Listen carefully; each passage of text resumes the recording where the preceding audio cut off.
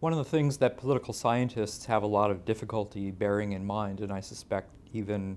some of the students who take political science courses have difficulty recognizing, is how little attention many ordinary Americans pay to the political process and to policy issues. It's not that they don't have anything in their head, they have all sorts of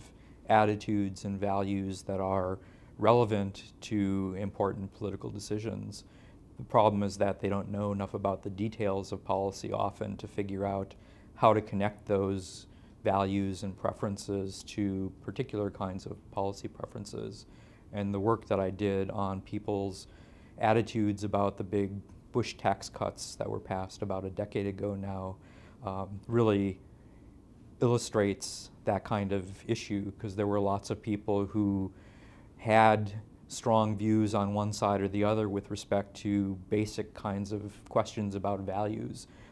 They recognized that economic inequality had been increasing. They thought that was a bad thing, but at the same time, they thought it was a good idea to have these big tax cuts that went mostly to wealthy people, because they didn't make the connection between their egalitarian values and the specific policy issues that were on the table. Maybe they were Republicans, they heard that President Bush was in favor of this. They thought it generally sounded like a good idea because their own taxes were pretty high, and they thought a tax cut would be a fine thing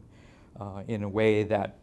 had, I think, an important political consequence, but probably wasn't entirely integrated with their broader views about the big issues of American politics.